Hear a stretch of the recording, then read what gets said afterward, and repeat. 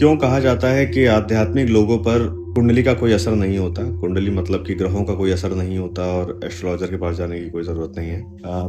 पहली बात तो मैं बिल्कुल क्लियर कर दूं कि ये बिल्कुल सत्य है कि अगर आप प्योर आध्यात्मिक हैं तो आपको एस्ट्रोलॉजर की कोई ज़रूरत नहीं है, ना किसी ग्रह की चाल समझने की कोई ज़रूरत है। इसको थोड़ा साइंस की तरह से समझाते हैं। अगर आप थोड़ा बहुत कुंडली के बारे में जानते होंगे तो कुंडली में एक चंद्रमा होता है, उस चंद्रमा पे सारे इफेक्ट पड़ते हैं। कभी बृहस्पति के बनते हैं तो गजकेसरी योग बन जाता है। जब शनि चंद्रमा पे इफेक्ट डालता है तो एक ग्रहण योग बन जाता है। तो लगभग भाई बहुत शॉर्ट में बताऊं अगर तो सारे जितने भी ग्रह हैं ये चंद्रमा पे इफेक्ट डालते हैं। चंद्रमा आपको इफेक्ट देता है नेगेटिव या पॉजिटिव। अब चंद्रमा ही है आपका सोमवार, चंद्रमा ही है आपका सोमरस, चंद्रमा ही है आपके शिव की शक्ति जो कही जाती है वो चंद्रमा ही। अब जब आप मेडिटेशन में एक लेवल पे पहुंच जाते हैं, जो कि अभी कोई पहुंचा नहीं, ज्यादातर मैंने देखा, जब मेडिटेशन के एक लेवल पे पहुंच जाते हैं तब अपने चंद्रमा को सिद्ध कर लेते हैं, तो कोई भी ग्रह उस पर कोई इफेक्ट नहीं डाल पाता। फिर आपको बृहस्पति सुख दे रहा है तो आपको उसकी जरूरत नहीं,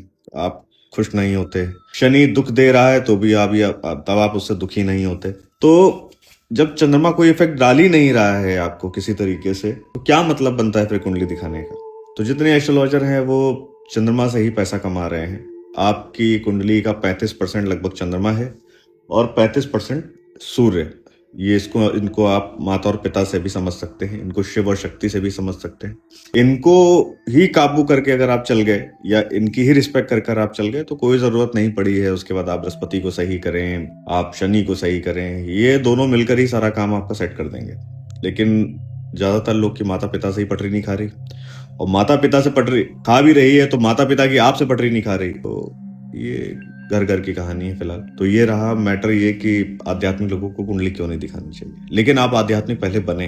ये सिर्फ एक टैग लगा लेने से मैंने ये किया, मैंने वो, क्यों से आध्यात्मिक नहीं बनते। आध्यात्मिक एक बहुत बड़ी सीढ़ी है, बहुत दूर तक पहुंचना पड़ता है। एंट्रेंस होने से, सिर्फ एंट्री लेवल क्रॉस कर लेने से और सिर्फ दीक्षा पा लेने से आप कोई आध्यात्मिक नहीं बनते। वो आपकी एक एंट्री फीस है, आपने दी और आप इंटर हो गए। प्रैक्टिस सब आपके ऊपर है कि आप कहाँ तक पहुंचना चाह रहे हैं। धन्यवाद, फिर मिलते हैं।